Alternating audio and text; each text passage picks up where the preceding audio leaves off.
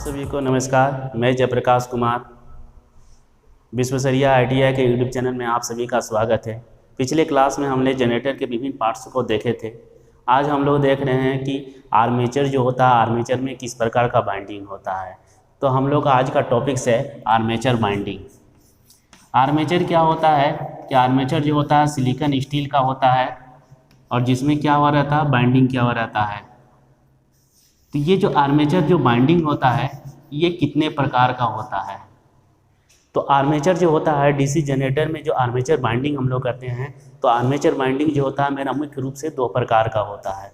पहला जो आता है जिसको हम लोग बोलते हैं लेफ बाइंडिंग, पहला जो आता है उसको बोलते हैं हम लोग लेफ बाइंडिंग, और दूसरा जो आता है उसको बोलते हैं हम लोग वेव बाइंडिंग। तो हम लोग जो बाइंडिंग करते हैं इस पर हम लोग एक चीज़ ध्यान देते हैं कि हम लोगों को चाहिए क्या, वोल्टेज अधिक चाहिए कि करंट अधिक चाहिए। तो उसी के आधार पर हम लोग क्या करते हैं, आर्मेचर बाइंडिंग को करते हैं। अगर ज़्यादा वोल्टेज चाहिए तो उसके लिए अलग बाइंडिंग करते हैं जिसको हम लोग बोलते हैं वेव बाइंडिंग, और कम वोल्टेज चाहिए तो हम लोग करते हैं लेव बाइंडिंग। दोनों बाइंडिंग में अंतर ये है कि इसमें वोल्टेज कम होता है, इसमें वोल्टेज ज़्यादा होता है, इसमें करंट अधिक होता है, इसमें करंट कम होता है। ऊपर से क्या होता है कि इसमें जनरेटर में एक EMF इक्वेशन आता है, जिसका EMF इक्वेशन का एक फार्मूला है जिसको हम यहाँ डिनोट कर दिए हैं।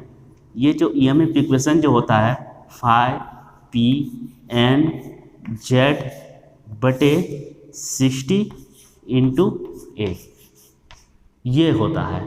तो ये जो EMF इक्वेशन होता है, ये EMF इक्वेशन, ये phi जो है ये फ्लक्स है, p जो है पोल है, n जो है वो मेरा स्पीड है, आर्मेचर जो है मेरा कितना स्पीड से घूम रहा है, और z जो है कंडक्टर, उसमें जो कॉइल बाइंडिंग करते हैं तो उसमें हम लोग कितना नंबर ऑफ टर्न्स दिए, और a जो है पैरेलल पथ की संख्या है, मतलब इसमें धारा गुजरने के जो रास्ता होता है वो रास्ता कितने होता है।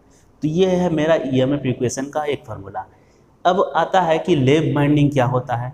तो लेव बाइंडिंग ऐसा बाइंडिंग है जिसमें करंट का मान जो होता है अधिक होता है और वोल्टेज का मान जो होता है कम होता है।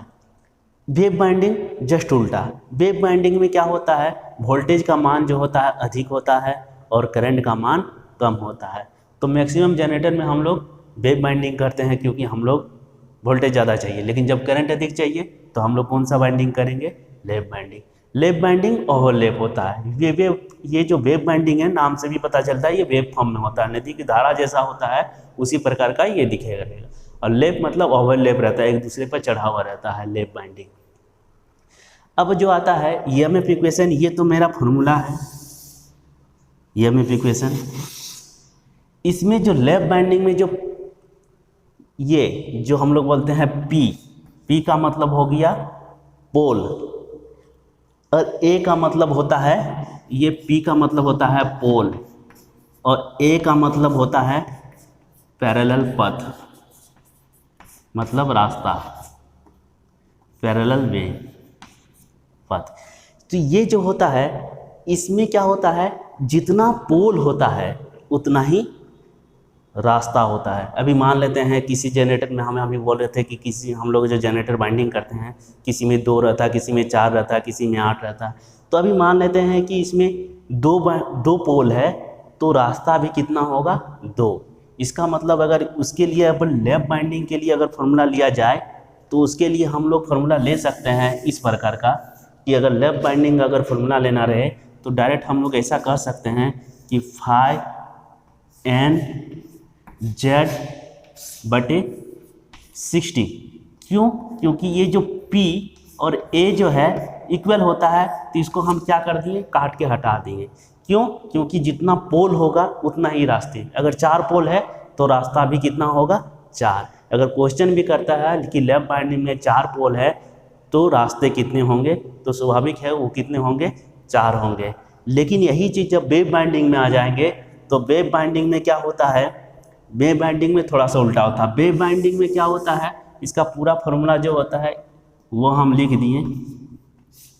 ये वेव बाइंडिंग में पोल चाहे जितने हो, पथ हमेशा कितने होंगे, 2। एक अंतर ये भी आया क्योंकि इसमें पैरेलल पथ की संख्या जो होता है पोल की संख्या पर निर्भर करता है, और इसमें वेव बाइंडिंग में जो होता है पोल की संख्या पर निर्भर नहीं करता है। पोल 4, 5 जितने भी हो, 5 तो नहीं होते हैं, 2, 4, 6, 8, 10 जितने भी हो, रास्ते हमेशा 2 ही होगा। तो रास्ता जब 2 ही होगा तो यहाँ से हम लोग ए के मान को हटा के 2 शुरू से ही क्यों ना बैठा दें। क्यों? क्योंकि पोल चाहे जितना भी हो, रास्ता कितना होगा, 2 ही होगा। तो ऐसा हम लोग इसके लिए फॉर्मूला हम लोग डायरेक्ट ऐसे कर देते हैं, NZP/120। जब कभी भी हमको EMF इक्वेशन निकालना रहेगा कि लैप बाइंडिंग दिया हुआ और उसका EMF इक्वेशन निकालना रहेगा, तो डायरेक्ट हम लोग वो वाला फॉर्मूला बैठाएंगे जिसमें P और A का मान जो होता समान होता, तो P और A को हटा देंगे। मतलब ये जो P A का मान बैठा है इसको भी हटा देंगे, इसको हटा देंगे, बाकी जो बचेगा उसी से हम लोग क्या करेंगे, निकालेंगे। और वेव बाइंडिंग जो होता है, वेव बाइंडिंग में हम लोग सेम टू सेम फार्मूला लिखेंगे और इसी फार्मूला में सब का मान बैठा देंगे और बना सॉल्व कर देंगे। तो लैप बाइंडिंग और वेव बाइंडिंग के लिए EMF इक्वेशन निकालने का ही यही फार्मूला है कि अब जैसा क्वेश्चन रहेगा कि लैप बाइंडिंग क्वेश्चन दिया हुआ रहेगा, उसमें जिक्र रहेगा कि लैप बाइंडिंग, किसी में रहेगा वेव बाइंडिंग, तो फार्मूला मेरा यही होता है। और EMF इक्वेशन का ये फार्मूला होता है। EMF इक्वेशन मतलब जनरेटर से कितनी वोल्टेज उत्पन्न होगी। अब जो आता है उसको बोलते हैं हम लोग classification of generator. Classification of generator का मतलब होता है कि जनरेटर जो होता है मेरा कितने तरह का होता है और किस किस प्रकार का होता है। तो ये क्लासिफिकेशन जो ऑफ जनरेटर जो होता है, अगला जो टॉपिक्स आता है classification of generator.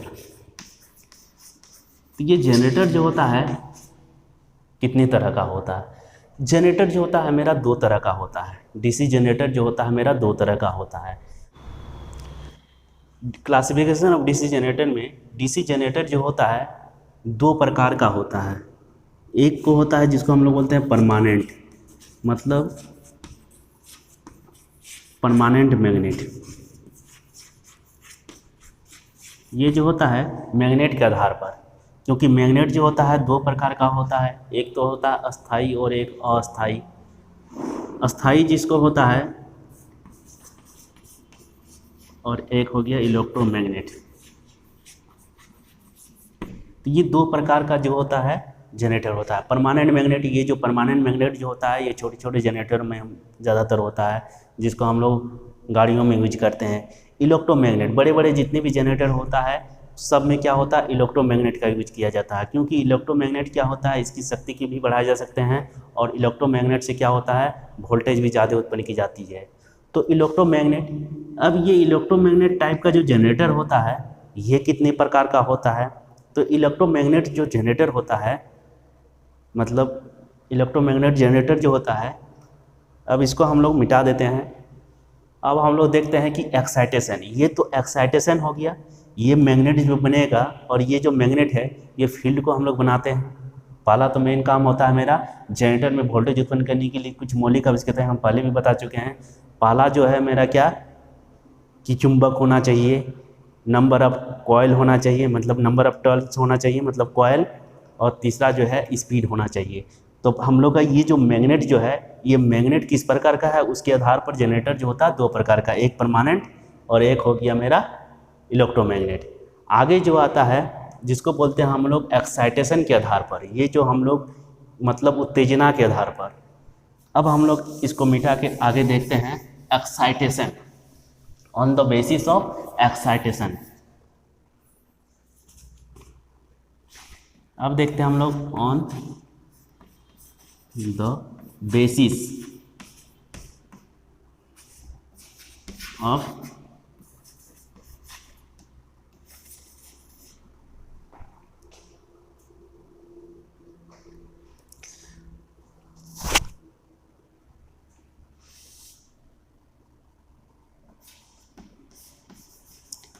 On the basis of excitation, मतलब उत्तेजना। जो हम लोग चुंबक बनाते हैं उसके आधार पर जो जनरेटर जो होता है मेरा 2 प्रकार का होता है। पहला जो आता है उसको बोलते हैं हम लोग सेपरेटली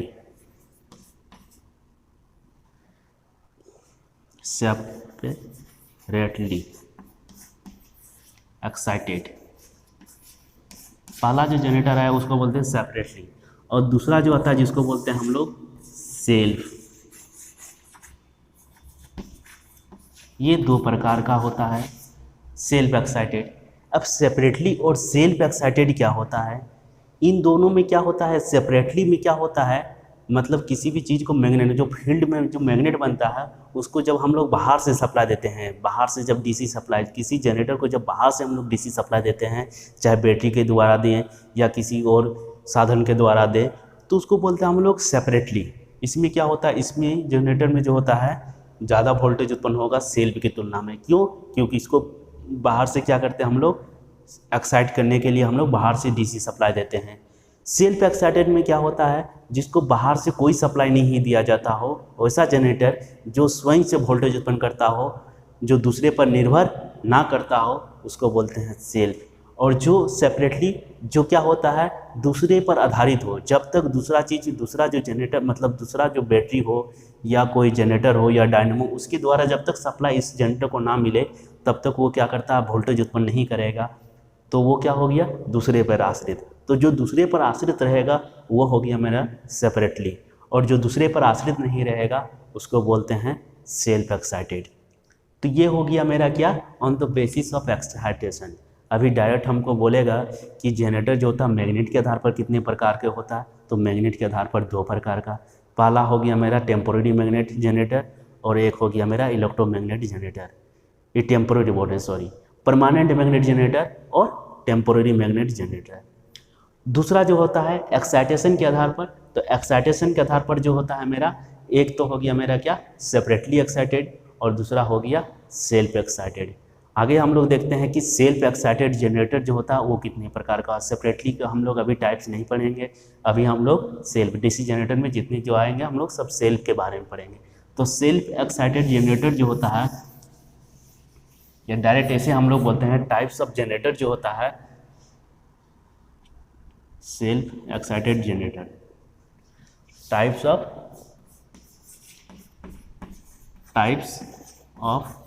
सेल्फ एक्साइटेड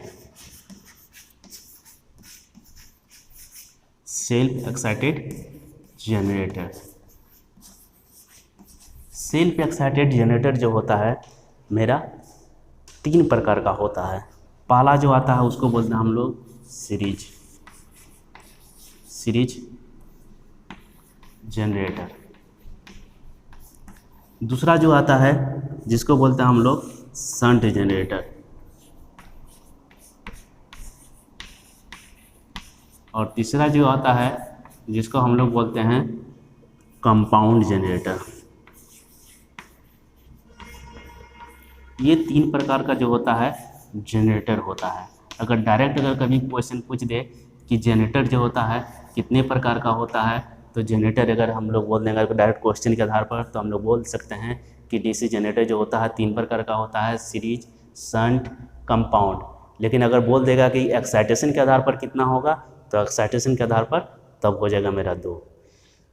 तो ये जो होता है मेरा सेल्फ एक्साइटेड जनरेटर जो होता है वो तीन प्रकार का होता है। पहला हो गया मेरा सीरीज जनरेटर, दूसरा हो गया शंट जनरेटर, और तीसरा हो गया कंपाउंड जनरेटर।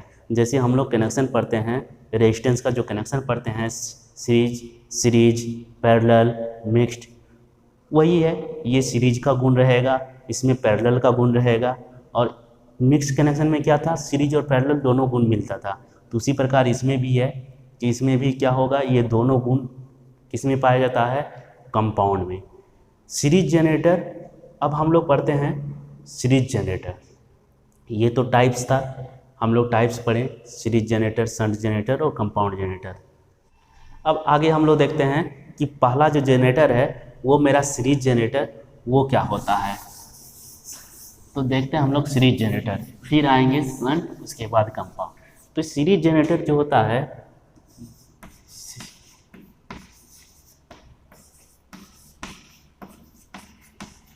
सीरीज जनरेटर में आर्मेचर किसी भी कॉइल में, किसी भी आर्मेचर में क्या होता है, दो चीज़ होना चाहिए, फील्ड वाइंडिंग होना चाहिए और आर्मेचर वाइंडिंग।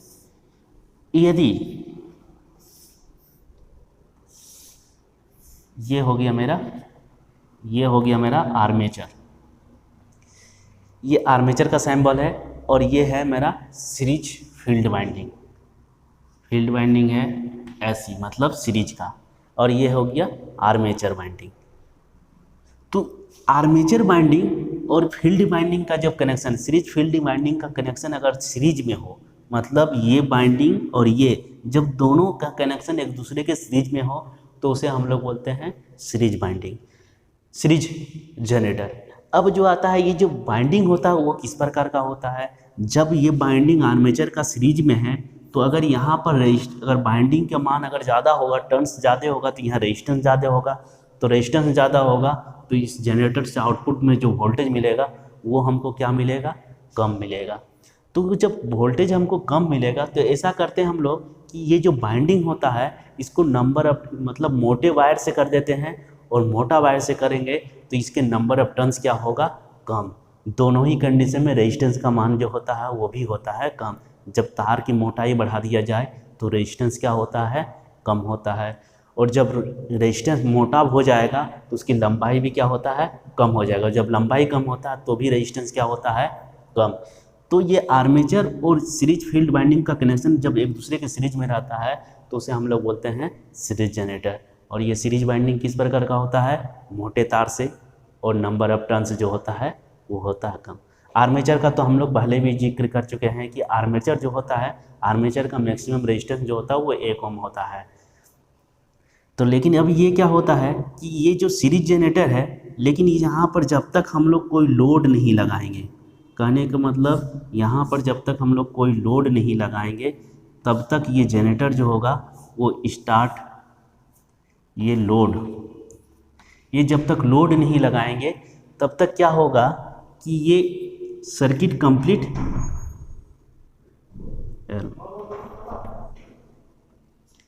जब तक ये क्या होता है, जब तक ये लोड नहीं लगाएंगे तब तक ये सर्किट जो होगा वो कंप्लीट नहीं होगा।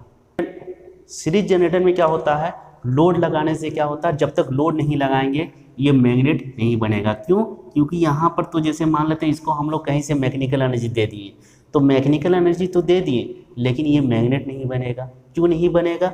ये लोड अगर हम यहाँ से हटा देते हैं, मान लेते हैं ये लोड ओपन है, तो ये इसको तो मान लेते हैं कि यहाँ से इधर से मिल गया, लेकिन इसको धारा सर्किट जब तक कंप्लीट नहीं होगा तब तक ये मैग्नेट नहीं बनेगा, और जब तक ये मैग्नेट नहीं बनेगा तब तक क्या होगा, यहाँ पर ईएमएफ उत्पन्न नहीं होगा।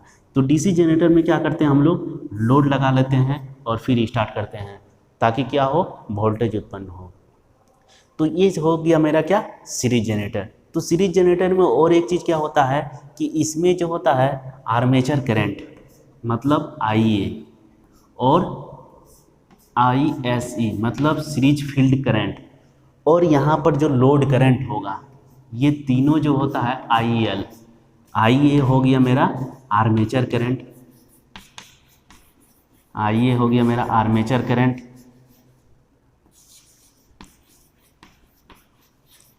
ISE हो गया मेरा series field current, series field current, और तीसरा जो है वो IEL मतलब हो गया लोड करंट। ये जो होता है सीरीज कनेक्शन में हम लोग पहले भी पढ़ चुके हैं कि सीरीज में क्या होता है, करंट का मान जो होता है समान होता है। क्या होता है सीरीज कनेक्शन में, जैसे मान लेते हैं कि ये सीरीज कनेक्शन हो गया, मान लेते हैं ये कोई सीरीज कनेक्शन है, ये 3 रेजिस्टेंस लगा हुआ। इसमें क्या होता है, जब यहाँ से हम लोग इसको सप्लाई देते हैं तब क्या होता है कि ये तीनों जगह पर करंट का मान क्या होता है, समान होता है। तो ये जैसे मान लेते हैं अभी ये आर्मेचर, ये बाइंडिंग और ये लोड, तीनों का कनेक्शन जब सीरीज में होगा तो उनमें करंट का मान भी क्या होगा, समान होगा। अगर मान लेते हैं कि आर्मेचर करंट हमको पता चल जाए कि 10 एम्पियर, और पूछेगा कि सीरीज फील्ड करंट कितना होगा, तो ये भी 10 एम्पियर, और लोड करंट कितना होगा, 10 एम्पियर। क्योंकि ये फॉर्मूला बनता है कि armature current, series field current और लोड करंट, ये तीनों जो होता है सीरीज कनेक्शन में क्या होता है, समान होता है। जैसा कि हम लोग पहले भी पढ़ चुके हैं। अगर ये वीडियो आप लोगों को अच्छा लगे तो इनको लाइक और सब्सक्राइब ज़रूर कीजिएगा। धन्यवाद।